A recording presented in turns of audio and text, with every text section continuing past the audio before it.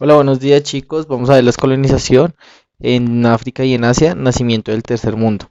Una de las consecuencias más importantes de la Guerra Mundial es el agotamiento y la disolución de los imperios eh, europeos coloniales de las grandes potencias, en especialmente sobre lo que es Francia e Inglaterra, tras el desgaste de la infraestructura que ellos tenían, ¿sí?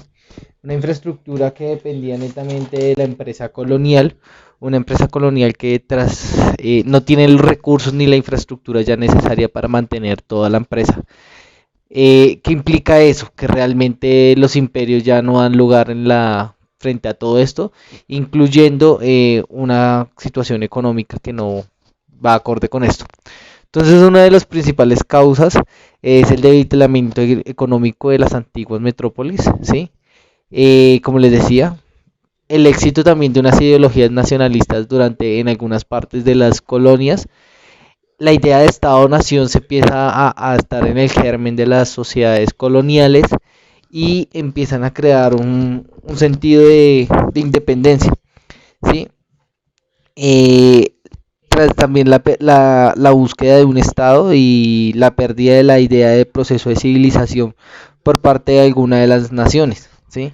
Entonces ahí recordemos lo que nos dice Norbert Elias, frente al proceso civilizatorio, se ha perdido un poco la idea del proceso civilizatorio en estas colonias. Además, también se ve en cuenta el apoyo entre la URSS y Estados Unidos a los movimientos independentistas, buscando conseguir aliados, ¿sí? Durante ese momento, buscar entonces aspiraciones entre las élites coloniales, eh, que les puedan ayudar a sus fines populares, ¿sí? Es decir, conseguir, recordemos que en este momento está el mundo dividido en dos, como dijeron por ahí, ¿sí? Es un mundo bipolar que por un lado están las potencias europeas, capitalistas, y por otro lado las potencias socialistas, y en ese sentido entra este juego de buscar los apoyos a los movimientos independentistas. Entonces cada uno de los gobiernos va a tener una frente a esto, ¿sí? Y el mundo está, y tanto como Estados Unidos les interesa que desahoguen estos imperios coloniales y así aumentar su influencia por todo el planeta. Una última razón, una última cuestión política, que es el apoyo de la propia Organización de las Naciones Unidas, todavía con su prestigio intacto, todavía recién nacida, se considera todavía la gente cree claramente en que la ONU puede configurar el mundo luego de la posguerra, y se apostaba claramente a la descolonización de todos los países. Evidentemente esos factores entre Inglaterra y Francia y Holanda y otros ni menores, por ejemplo Portugal, no podrán soportar durante mucho tiempo la presión de las fuerzas emancipadoras durante todo este periodo histórico de las diferentes colonias. Entonces esto va a dividirse en oleadas. La primera oleada es un proceso que inicia con la Gran India, será la gran colonia inglesa, que era la gran colonia inglesa, de la que India alcanzará su independencia en 1947. La independencia ahí se basa especialmente en la problemática, ya que aquí se enfrentan dos cuestiones distintas del Estado. Por un lado estarían los políticos hindúes, con Nehru y Mahatma Gandhi, ¿sí? Aquí en pantalla, que son partidarios de crear un Estado federal, y por el otro lado, que respondiera a las cualidades religiosas, étnicas y sociales. Y por el otro lado está Ali Hamdi, que quiere un Estado musulmán. Resolución al final de esto será dividir la gran colonia inglesa en dos. Por un lado tenemos aquí a Pakistán, ¿sí? Que va a ser, y por el otro a India, que va a ser mayormente hindú y que será la Unión Unida de Nueva Delhi, y el otro estado será Pakistán, con la mayoría musulmana, teniendo en cuenta que precisamente por esta cuestión de que hayan unas mayorías religiosas en estos estados y étnicas, se va a configurar Pakistán. Aquí correspondería, va a pasar lo mismo que en Corea, se va a dividir posteriormente en dos. La Pakistán Oriental, que corresponde a lo que hoy día es Bangladesh, que se va a conseguir en 1973, va a conseguir su independencia, ¿sí? Esta división, al meter hay un componente étnico y religioso, fue muy dura las grandes desplazamientos a causa de esta guerra y esta gran división y la gran cantidad de muertos por la violencia política y religiosa que tiene su germen en la descolonización.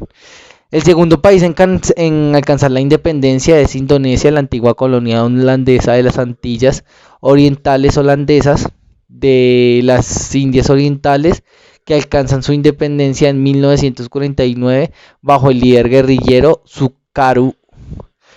Ahí en pantalla, los holandeses intentaron oponerse a Sukarno e intentaron enviar tropas para mantener el poder colonial y la empresa colonialista, y las primas que les otorgaba esto, especialmente en el caucho y el petróleo, y al final la pequeña empresa holandesa de colonización no alcanza a mantener la infraestructura y cede. Así en 1949 reconoce la independencia Sukarno y se hace el poder hasta la forma dictatorial que se revelará por su Suharto en 1967. La siguiente gran independencia en Asia será la de Indochina, las colonias francesas en Asia, la rica colonia de Indochina. Allí los franceses, obsesionados por mantener su imperio colonial con este concepto nacional que tienen de las grandes, e intentaron mantener también la presencia colonial y enviaron grandes tropas para reforzar su presencia, que lucharon contra la guerrilla independentista que tenía un carácter comunista liderada por Mao Zedong. Desde 1945, el primero que había puesto los japoneses a partir del año 45, los franceses, y verdaderamente prestaron lo que podía hacer frente a esta guerrilla. Ya posteriormente se va a dar una derrota inesperada en la guerra y se va a 1953, obliga a comenzar una negociación que terminará en Ginebra con el reconocimiento de tres de los estados que hoy conocemos, que son Laos, Camboya y Vietnam. Lo que va a suceder con Vietnam es que va a hacer lo mismo que con Corea nuevamente, que se va a dividir provisionalmente en una parte comunista, que va a ser la norte, y la parte sur se creará un gobierno pro-occidental. Esta cuestión la vimos durante varias partes del siglo XIX. Entonces, ojo con esto, chicos, anoten muy bien porque tenemos una tarea, y es que van a ver un documental. Me escriben y yo se los envío. El que no vea este video, pues obviamente no va a tener el punto del documental. Listo, entonces tenemos la tercera ola, que es la de África, una compleja, no teníamos una estrategia, ¿sí? Es todo lo que es la parte norte de África. Vamos a empezar con Egipto. Egipto ya había conseguido su independencia, bueno, una independencia provisional en 1922, pero efectivamente se retrasó después de la Segunda Guerra Mundial. También después de alcanzará su gran independencia Libia, ya que al ser una potencia italiana y al haber sido Italia una potencia derrotada post-italiana, no pudo seguir controlando la empresa independentista, que van a crecer va a ser parte de las Naciones Unidas, es decir, va a ser parte del dominio de las Naciones Unidas para conseguir su independencia. En 1952, Túnez y Marruecos en el año 56 se separan de Francia y de España. En el caso del norte de Marruecos solamente queda Argelia. El problema es que Argelia es la ciudad muy difícil, porque Argelia no es una colonia que venga de la época del imperialismo, sino que por el contrario viene mucho antes de la época de la conquista, casi por el año 1820-1830, con un gran esfuerzo económico y militar por parte de Francia. Por lo tanto, lleva más de un siglo que ya se han arraigado las costumbres, y gran parte de la población criolla se siente identificada con el nacionalismo francés, por lo que se va a conocer como una provincia de ultramar y un territorio alejado francés. Sí, eso va a provocar que se pusiera con firmeza los intentos independentistas y se generará así una guerra por la independencia de Argelia, que tendrá un fuerte componente guerrillero terrorista, que va a ocasionar una grave crisis política en Francia, que de hecho se va a llevar por delante la Cuarta República, que va a provocar esto, y se llevará al general francés de Globe, que es el general que estuvo durante la Segunda Guerra Mundial y que se llevó al poder en el año 62. le concede finalmente en ese año la independencia a Argelia con un fuerte coste de tipo económico y una baja estabilidad política en Francia, y la evolución política de estos territorios estará liderada en el caso de Egipto, donde cuando se hace con el poder, el Nasser libera un concepto de nacionalismo árabe que tendrá su influencia en Libia y que también seguirá a partir de los años 60 en una senda parecida a Argelia, o el nacionalismo árabe con tintes izquierdistas o tintes socialistas de Túnez, que también estará dentro de esta medida. Distinto será el caso de Marruecos, donde se configurará desde el principio como una monarquía conservadora con fuertes relaciones con Occidente, especialmente con Francia y con Estados Unidos. ¿Listo? Vamos finalmente con la tercera oleada, cuando ya se ha conciliado la mayor parte de las dependencias en Asia y en el norte de África llega el turno de la África subsahariana. Aquí la situación política es un poco más compleja debido a que no hay una organización estatal ya determinada, unas bases democráticas y unas bases occidentalizadas de los gobiernos políticos, ¿sí? No hay una organización política inexistente, y por lo tanto había una alternativa de Estado colonial, que de hecho las independencias aquí van a construir simplemente en que la antigua colonia va a ponerse el nombre con una nueva capital y unos diferentes de tipo criollo, es decir, nativos, pero se mantienen las mismas fronteras, unas fronteras que van a ser muy complejas, que no responden a las organizaciones étnicas y culturales propias de las formas, y van a tener una forma nítidamente de explotación saltándose por todas las diversidades culturales, ¿sí? Esas dos fronteras van a ser establecidas por lo que fueron los gobiernos europeos durante ese momento. Con lo cual estas independencias van a generar, aunque tengan un rápido éxito, van a generar un rosario de conflictos rápidamente permanentes y crónicos. En el primer país en alcanzar la independencia fue Ghana en el año 57, que era parte de las colonias inglesas. Ya a partir de los años 60 casi todos los demás países se independizan, casi todos los países africanos, con algunas tardías en Angola, Mozambique, que van a ser en el año 75, pero casi todos estos países lo hacen y se independizan al torno del año 60. ¿Listo? El primer lugar destacamos estos nodos, especialmente los africanos, son estados frágiles. Estos nuevos países tienen unas fronteras muy artificiales que comentaban como los frutos de los repartos coloniales. Por lo tanto, el modelo europeo de Estado de Nación no les sirve porque no responden a las necesidades políticas propias de las regiones en las cuales se van a empezar a estructurar los estados, y con varias variaciones religiosas y étnicas que va a generar muchos conflictos a lo largo de todo el siglo XX. Estos estados, algo que pues no se crean de la noche a la mañana, por lo tanto también hacen falta una clase media y un bajo nivel educativo, lo que va a ocasionar graves problemas y diferencias sociales, ocasionando un retraso económico y un desarrollo económico muy lento a lo largo de todo este siglo.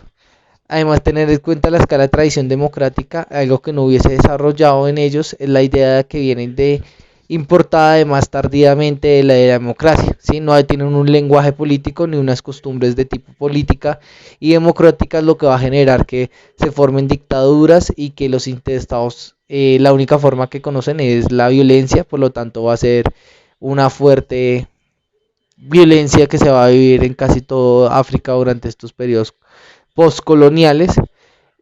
Principalmente la economía estaba estabilizada sobre la exportación de materias primas y vulnera los cambios, digamos, van a tener una alta dependencia de los mercados europeos, ¿sí? Lo que va a ocasionar que dependan de las decisiones y de las inversiones extranjeras, que no deciden sobre lo que de la política nacional, ¿sí? No van a tener una, lo que va a hacer eso llamar es que lo llamamos neocolonialismo, como lo va a decir David Hare, que los imperios coloniales dependan de un nivel económico que se ha configurado en la mayoría de los estados con pocos ingresos e infraestructuras muy débiles en tipo económico, y la clase media empodera todo lo que se les ha condenado con un fuerte subdesarrollo a las bajas tasas de calidad de vida, los va a condenar esto. Tenemos que añadir una fuerte dependencia política, el intento de crear un tercer polo alternativo en Estados Unidos y la URSS, que se denomina el Movimiento de Países No Alineados, que nació en la conferencia de Bandung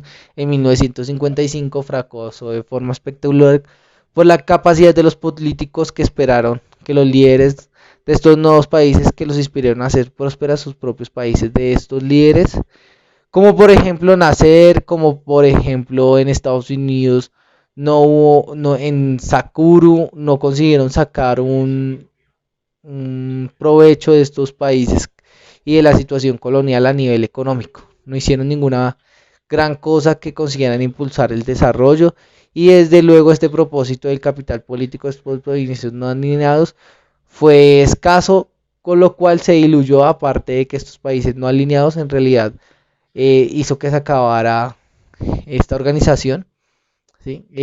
Y no, realmente no hubiese gran materia frente a todo. Listo, chicos, entonces para finalizar, ojo con esto, chicos, van a averiguar sobre la biografía de Ho Chi Minh. ¿Listo? ¿Quién fue Ho Chi Minh? Que fue el ideólogo de las guerrillas de el Vietcong, del Vietnam. ¿Listo? Entonces van a averiguar sobre eso. Eso vale el 20% del taller. ¿Listo? Mucho ojo con eso, no se dejen ganar con eso. Entonces, chao chicos, que estén bien, feliz resto de día, se les quiere, un abrazo.